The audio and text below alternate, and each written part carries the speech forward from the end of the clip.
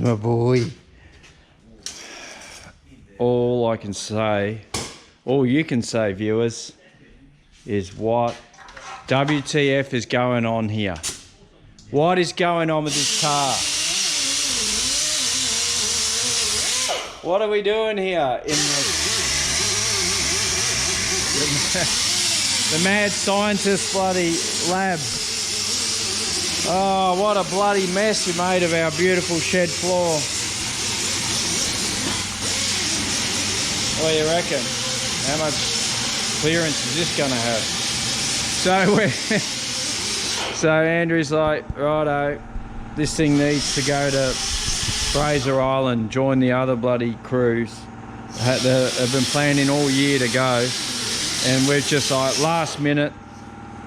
We've only got a little bit of a week and a few days to get this done. But what have we done here? Right. So we've taken the gearbox out of something else altogether. Could be that bloody splitty over there.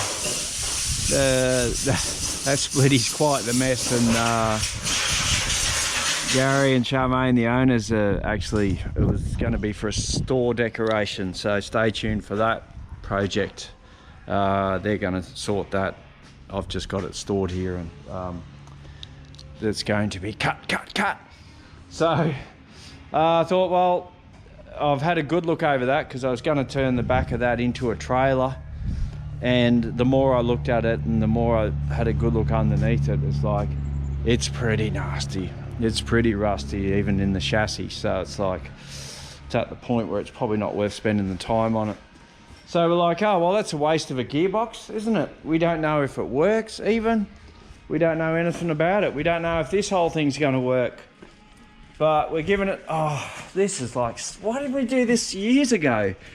So a removable valance is definitely what you want when you're doing in and out with the motor.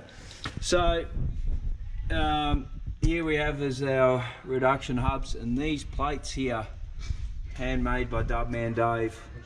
We're hoping that's going to work. And oh yeah, it dropped down so much, my life was threatened. So yeah, that's going to make for some awesome gearing. We've just had to clear inside the bell housing to fit the motor, because we've got a modern 12 volt, and this would have been designed for a 6 volt smaller flywheel, and all that. So is this going to work? Is it going to just paper mache the bloody spring plates? Are they going to end up just completely crumpled because they can't handle the weight? We don't know, but we're going to find out. And testing time, well, testing for us is usually just drive it to the gate and back again, and yeah, and that's all the testing you need. So will we get this to Fraser? That's the challenge.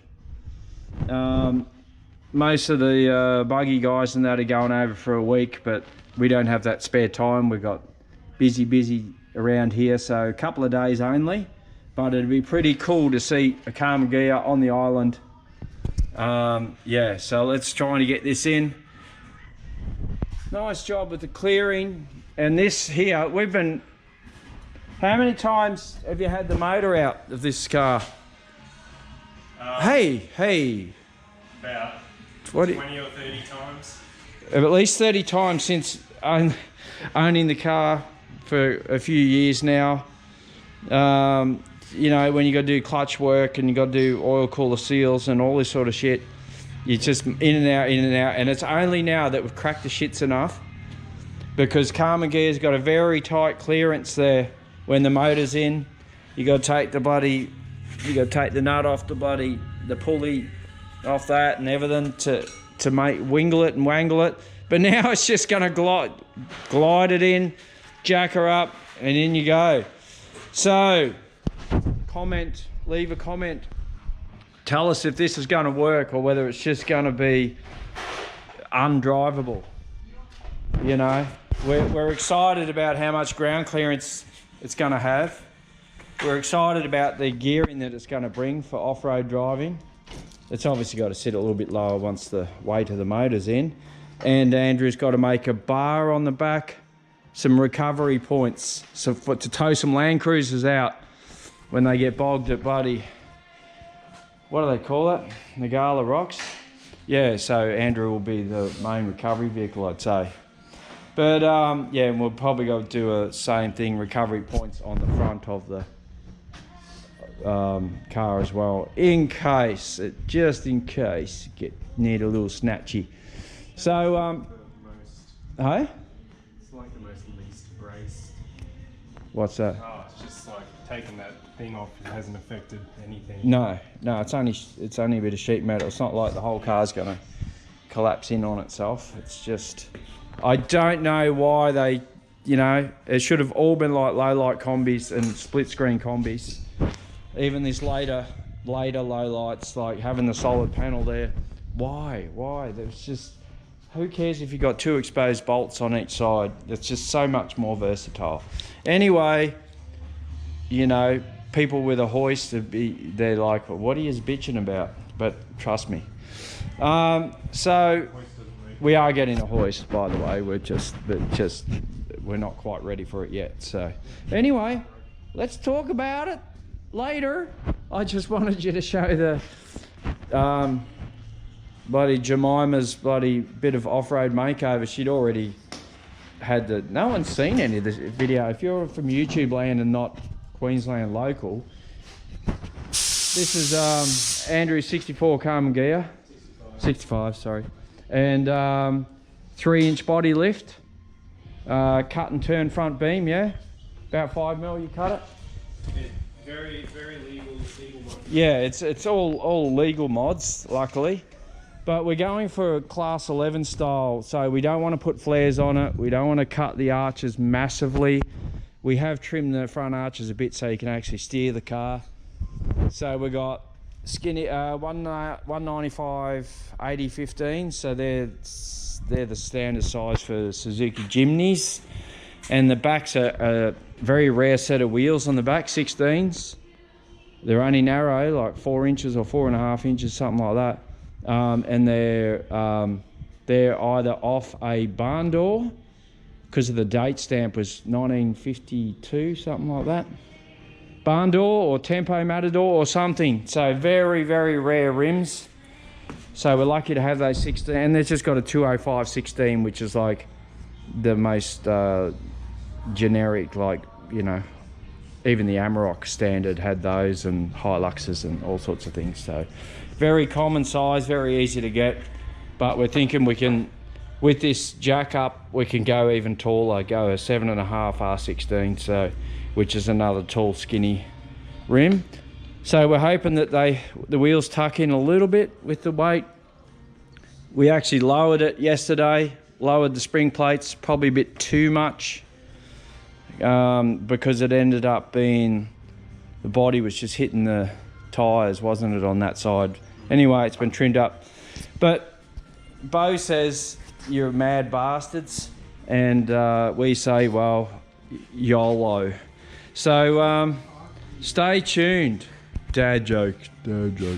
So this thing, I'm working on customers' cars in the meantime while we get this done. So we started this on Sunday, and that includes pulling it out of the splitty and then just working out how it's all going together. So wish us luck.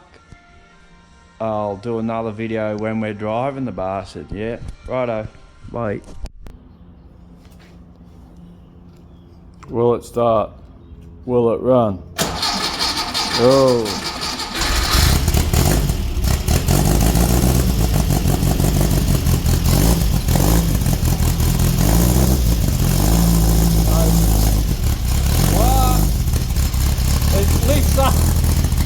Oh God.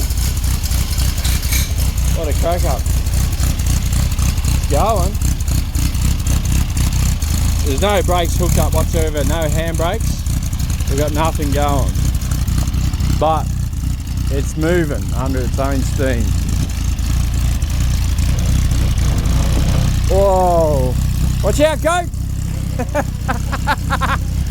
A bloody goat on Stormy Daniels almost got bloody done. You right, girl? Trying to run you over. Oh God. Oh, we have scrubbage.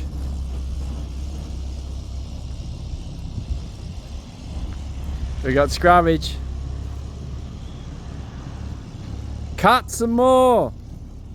Son, get the grinder out.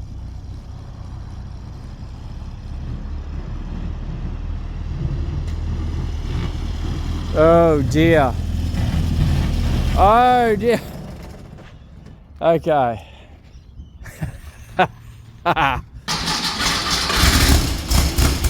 Oh. It's alive, baby. I think that's with the clutch all the way in, so. Get out there! Get out! Get out! Get out!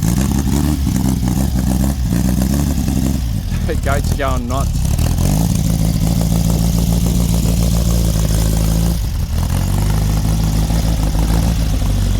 Oh, no scrubbing now. Oh yeah.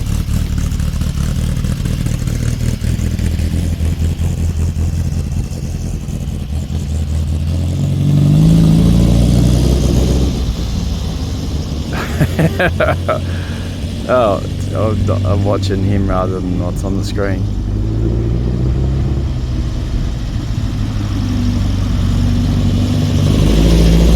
As he accelerates, it lifts up. Oh, I got to concentrate on the bloody on it. Oh, that's hilarious. Now, just so you know, 0 brakes, no handbrake, no nothing. Got that's what's dragging underneath. We've got to hook that up yet.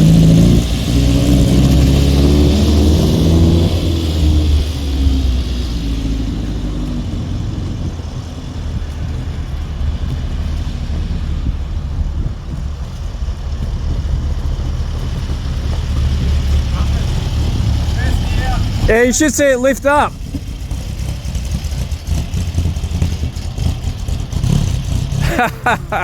Oh yeah, and that's so.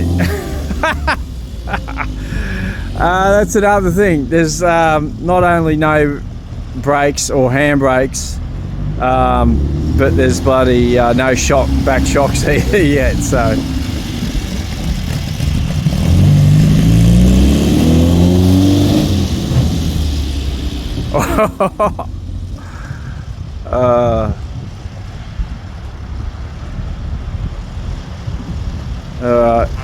Fun and games.